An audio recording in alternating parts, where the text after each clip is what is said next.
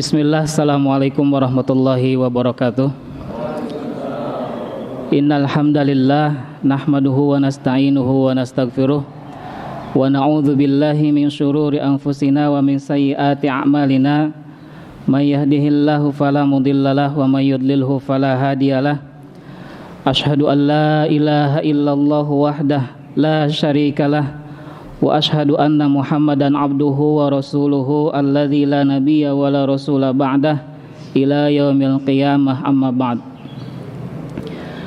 Jamaah yang mudah-mudahan Allah Subhanahu wa taala rahmati kita semua. Alhamdulillah, hari ini Allah Subhanahu wa taala masih memberikan kenikmatan kepada kita, berbagai macam kenikmatan. Sampai saat ini Allah masih memberikan kita nafas ataupun jatah hidup. Ini adalah sebuah kenikmatan besar, di mana mudah-mudahan jatah usia hidup yang Allah berikan sampai saat ini bisa kita gunakan untuk memperbaiki kualitas hidup kita, untuk senantiasa semakin menjadi hamba-hamba Allah yang bertakwa.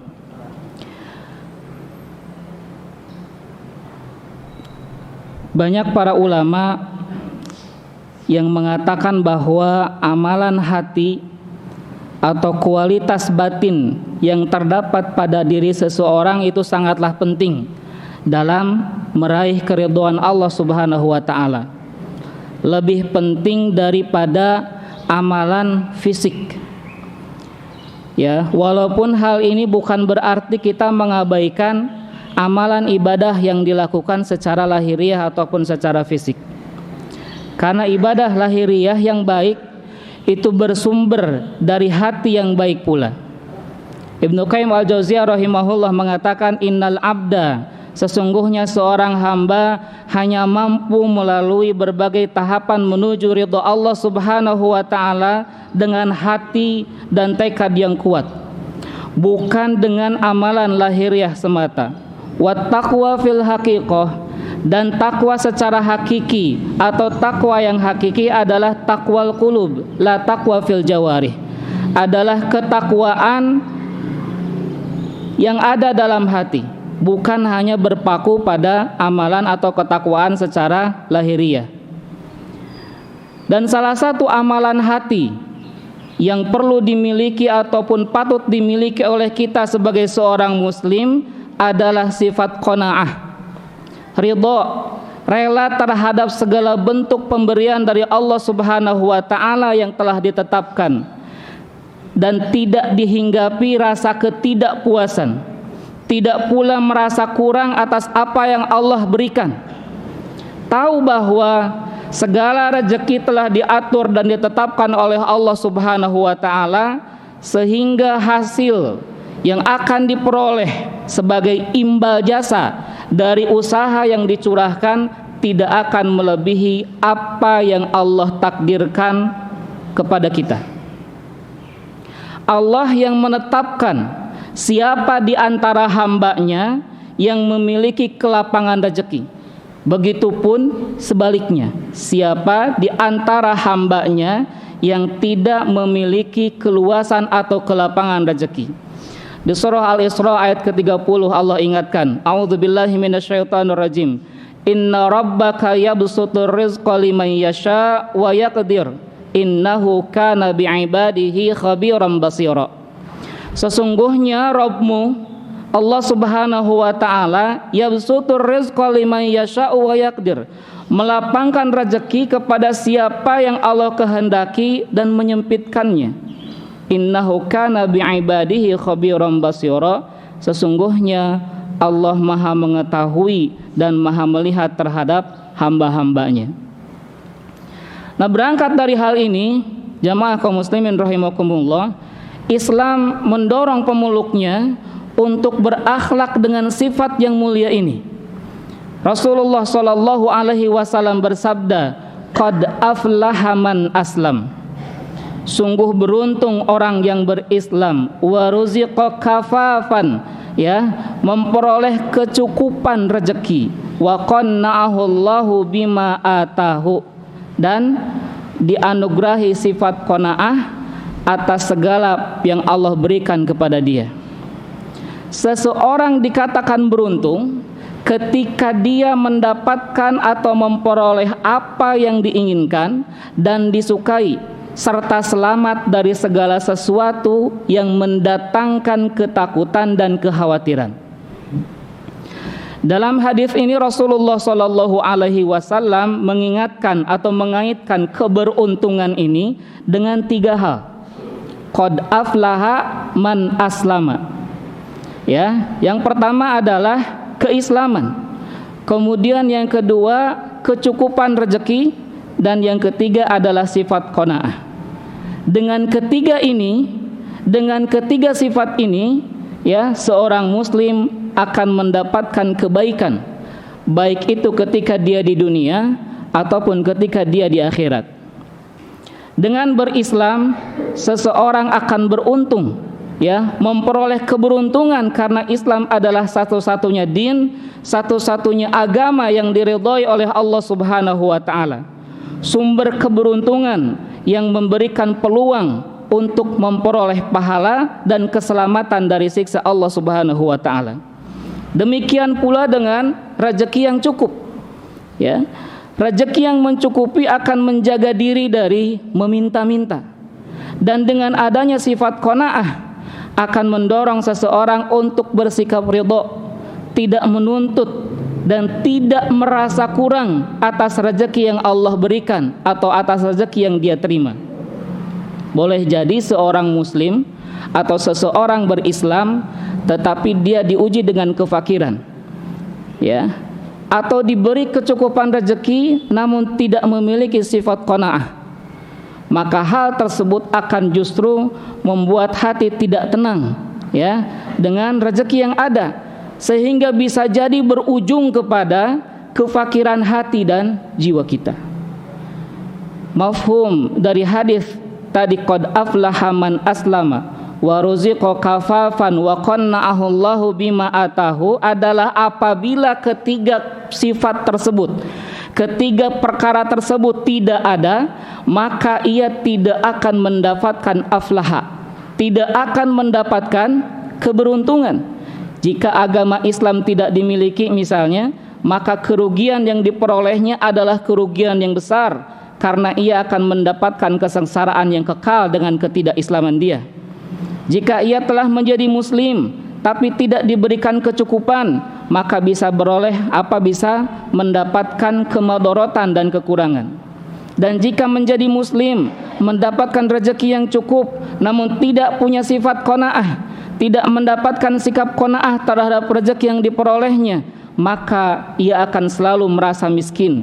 Itu karena orang yang kaya bukanlah orang yang banyak harta, tetapi kata Rasulullah Sallallahu Alaihi Wasallam, orang yang kaya adalah orang yang kaya hati. Rasulullah Sallallahu Alaihi Wasallam bersabda, laisal ghina an kathratil arad.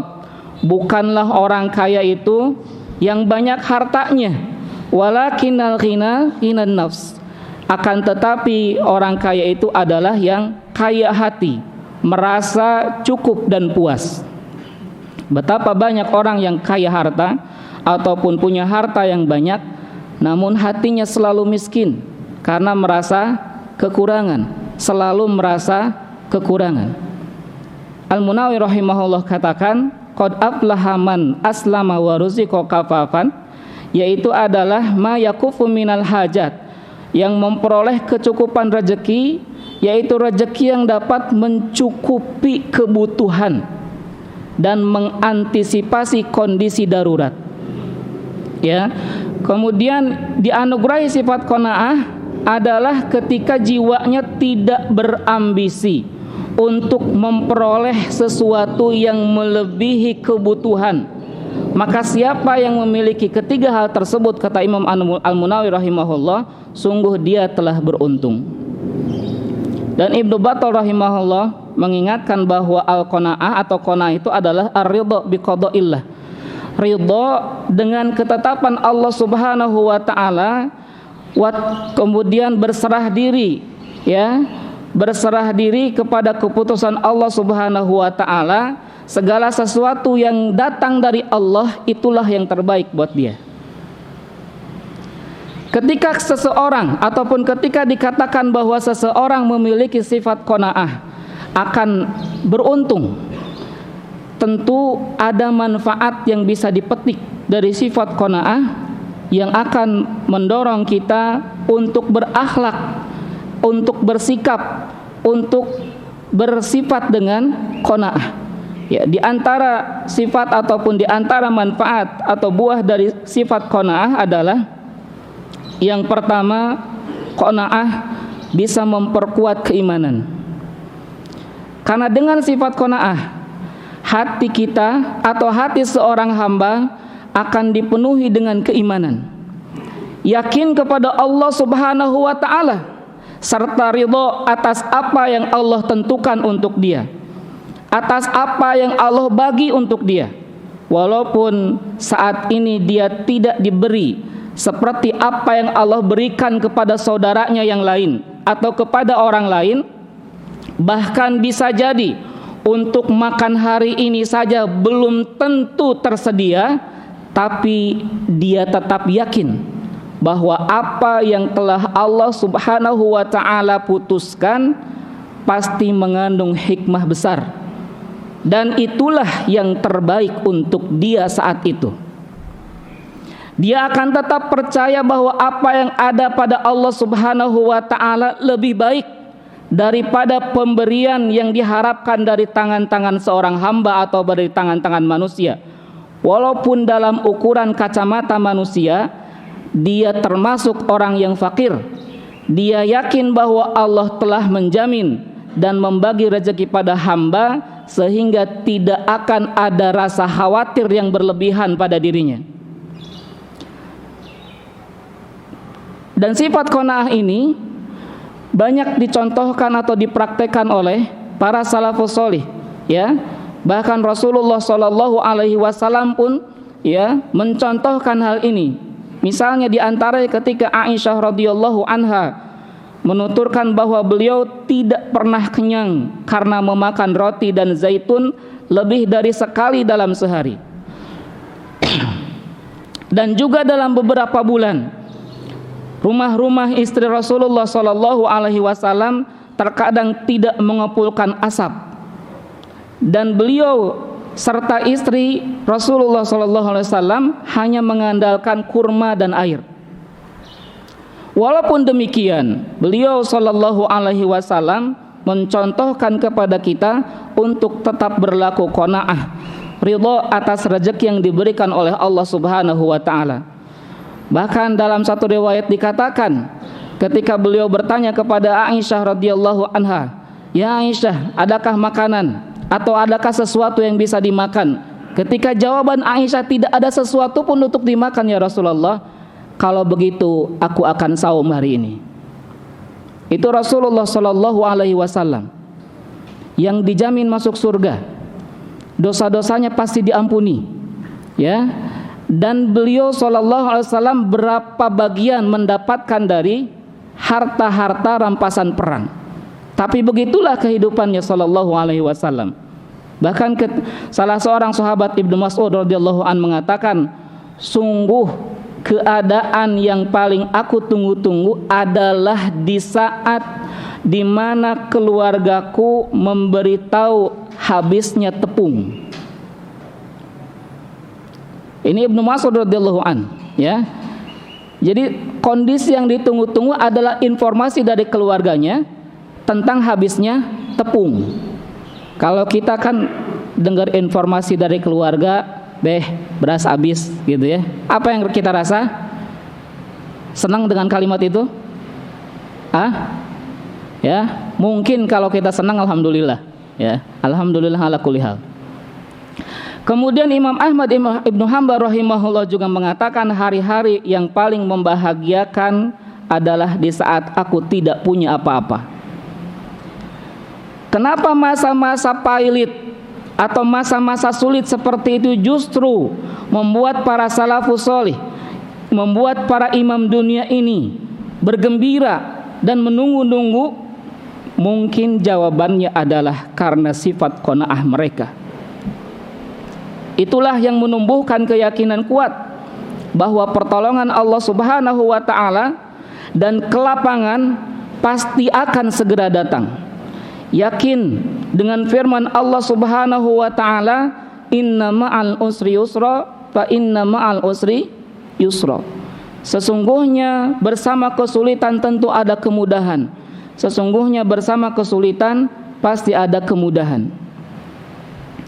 Ketika kita tidak memiliki sifat qanaah, iman dan keyakinannya menjadi lemah, bisa jadi lebih berharap kepada manusia daripada belas kasih dari Allah Azza wa Jalla. Padahal manusia dicipta dengan tabiat dasar bakhil, bodoh, dan suka berbuat dolim. Tetapi terkadang kita memang lebih percaya kepada manusia daripada apa yang Allah janjikan untuk kita. Imam Hasan Al-Basri rahimahullah mengatakan, sungguh pertanda lemahnya imanmu adalah ketika engkau lebih merasa yakin dengan kelihayan tanganmu ketimbang apa yang ada di tangan Allah Subhanahu wa taala. Kaum muslimin rahimakumullah, sebaliknya kalau kita punya qanaah, punya sifat qanaah, punya jiwa qanaah, maka keyakinan akan pertolongan Allah Subhanahu wa taala akan semakin kuat tertanam dalam jiwa kita. Dan ingat bahwa Allah menyertai ataupun Allah akan menyertai prasangka seorang hambanya kepada Allah. Jika berbaik sangka pada Allah, maka Allah akan mewujudkan harapan baiknya. Itu manfaat qanaah yang pertama, akan memperkuat keimanan. Manfaat yang kedua adalah membantu merealisasikan rasa syukur kita kepada Allah Subhanahu wa taala. Rasulullah sallallahu alaihi wasallam tegaskan dalam hadis riwayat Muslim, kun wara'an, jadilah engkau seorang yang wara', maka niscaya engkau akan jadi manusia yang paling baik dalam beribadah. Ya. Dan jadilah engkau seorang yang qanaah, maka niscaya engkau akan menjadi manusia yang paling bersyukur kepada Allah Subhanahu wa taala. Seseorang yang qanaah apabila merasa cukup puas, ridha dengan rezeki yang Allah berikan, pasti dia akan bersyukur kepada Allah Subhanahu wa taala atas rezeki yang Allah berikan tersebut. Namun jika tidak qanaah, rezeki yang dia terima bisa jadi dianggap sedikit. Sebanyak apapun yang Allah berikan pada kita, yang ada adalah perasaan merasa kurang, menganggap bahwa pemberian Allah hanya sedikit, dan ujungnya adalah dia tidak akan bersungguh-sungguh untuk merealisasikan atau mengungkapkan rasa syukur dia kepada Allah Subhanahu wa taala. Bahkan bisa jadi wal'iyadu billah, bisa jadi ia jengkel karena yang didapat, merasa yang didapat adalah tak seberapa, sehingga dia akan mengurangi keimanan atau bahkan mengundang murka Allah Subhanahu wa taala. Manfaat yang ketiga dari sifat qanaah adalah memperoleh kehidupan yang baik. Di Al-Quran surat An-Nahl, ya, ada kalimat al-hayah at-thayyibah. Salah satu tafsiran hayatut thayyibah, kehidupan yang baik adalah sifat qanaah. Ini penafsiran dikemukakan oleh Ali radhiyallahu an dan Ibnu Abbas radhiyallahu anhuma. Dalam ayat tersebut di surah An-Nahl ayat ke-97, jadi dalil bahwa Allah akan memuliakan para hambanya yang beriman dengan memberikan hati yang tenang, kehidupan yang tentram, serta jiwa yang ridha, yang semua itu menunjukkan akan keutamaan qanaah. Tidak diliputi kegelisahan karena merasa kekurangan atas jatah rezeki yang telah ditetapkan oleh Allah Subhanahu wa taala. Tidak pula dihinggapi berbagai penyakit hati yang meresahkan jiwa, sehingga terkadang mendorong seseorang melakukan perbuatan yang buruk. Di awal disebutkan bahwa hati yang baik akan melahirkan amalan lahiriah yang baik. Sebaliknya hati yang buruk karena dijangkiti penyakit maka akan melahirkan atau menimbulkan perilaku yang buruk. Kemudian manfaat qanaah yang lainnya adalah menjaga dari perbuatan dosa. Suatu hari Nabi SAW bertanya kepada para sahabatnya, tahukah kalian siapa itu orang yang bangkrut? Maka para sahabat menjawab, orang yang bangkrut itu atau orang yang bangkrut di kalangan kami itu adalah yang tidak punya dirham dan tidak pula barang apapun, Maka Nabi SAW ketika mendengar jawaban itu tidak membantah, ya, sebab jawaban mereka tidaklah salah. Hanya saja beliau lebih menekankan, mengarahkan pemahaman para sahabat radhiyallahu anhum ajmain saat itu, bahwa kebangkrutan yang sebenarnya tidak seperti apa yang mereka sebutkan. Kebangkrutan sejati adalah bukan kehilangan harta benda duniawi, namun adalah musnahnya simpanan amal soleh di akhirat nanti. Amal soleh itu adalah konsekuensi dari keimanan. Tiap jiwa yang beriman tentu akan berusaha menjalani perintah-perintah Allah Subhanahu wa taala, baik itu dalam bentuk kewajiban ataupun yang disunnahkannya. Dan amal itu akan diterima di sisi Allah Subhanahu wa taala selain jika dilakukan dengan ikhlas. Namun tentu tidak ada yang bisa berjamin bahwa amal kita, amal masing-masing di antara kita yang kita lakukan semuanya diterima oleh Allah Subhanahu wa taala. Masing-masing kita hanya bisa berharap semoga keikhlasan itu tidak ternodai kesyirikan sedikit pun. Kalau saja seandainya kita memang tidak tahu akhir dari amal kebaikan kita diterima ataukah tidak, maka jangan sampai diperparah dengan keadaan atau banyak melakukan tindak-tindak kejahatan, tindak-tindak dosa, terlebih dosa-dosa yang bisa menghapus kebaikan. Hasad misalnya, ghibah, bohong, mengadu domba, itu adalah beberapa dosa yang bisa menghapus kebaikan. Dan dosa-dosa ini biasanya sering dilakukan karena keinginan mengajar dunia dan takut kehilangan dunia. Lain halnya ketika kita punya sifat qanaah, kita tidak akan tertarik untuk melakukan dosa-dosa itu. Hati kita akan dirasuki oleh rasa, tidak akan dirasuki oleh rasa hasad terhadap saudara kita. Tidak akan merasa iri ketika Allah Subhanahu wa taala memberi kepada saudara kita sementara tidak memberi kepada kita. Qanaah akan membentengi kita dari berbagai sifat yang tercela dan perbuatan dosa. Dan salah satu sifat yang sifat tercela yang kontra dengan sifat qanaah adalah hasad ataupun dengki.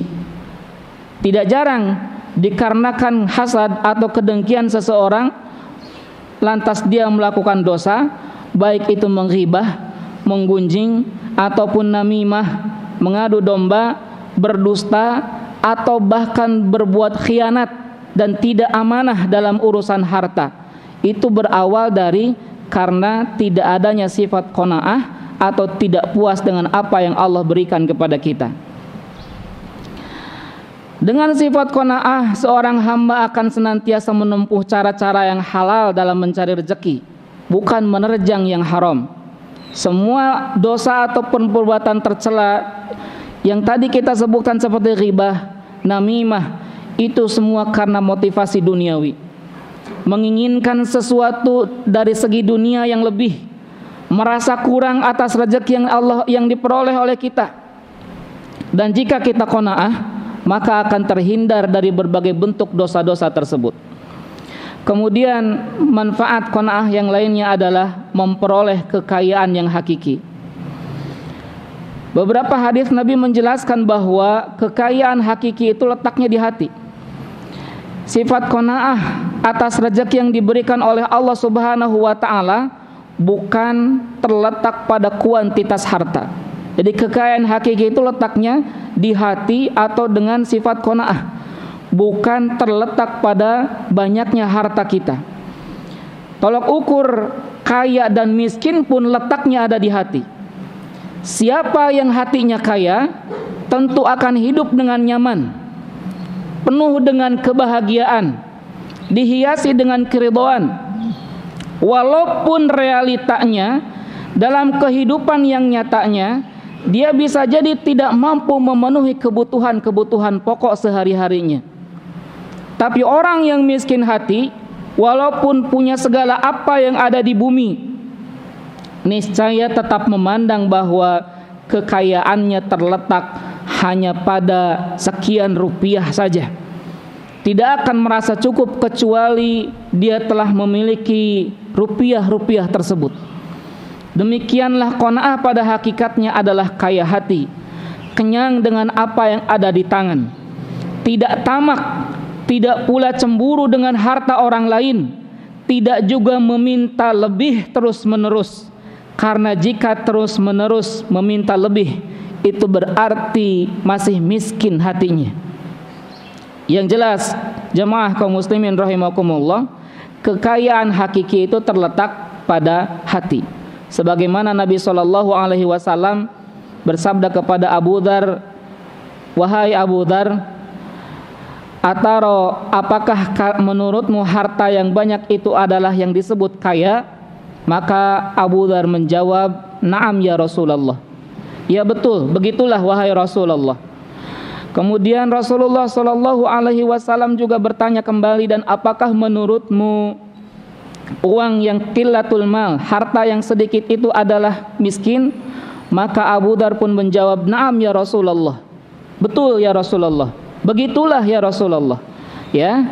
Kemudian Rasulullah SAW bersabda, "Innamal ghina ghinal qalb." Sesungguhnya kekayaan sejati itu adalah kekayaan batin. Dan kemiskinan yang sesungguhnya adalah jika hati masih terus-menerus merasa kurang dan kurang. Dan manfaat qanaah yang terakhir pada kesempatan pertemuan kali ini adalah memperoleh kemuliaan. Rasulullah SAW bersabda, "Syarful mu'min qiyamul lail." Kehormatan seorang mukmin itu terletak pada qiyamul lail atau salat malam, ya, dan kemuliaannya terletak pada ketidakbergantungannya pada manusia. Seorang yang qanaah tidak akan menyusahkan orang lain dengan berharap mereka ataupun orang lain memenuhi kebutuhannya. Seorang yang qanaah mulia karena dia tidak akan mudah untuk meminta-minta pada sesama manusia. Wassallallahu ala nabiyina Muhammadin wa ala alihi wa sahbihi ajmain. Assalamualaikum warahmatullahi wabarakatuh.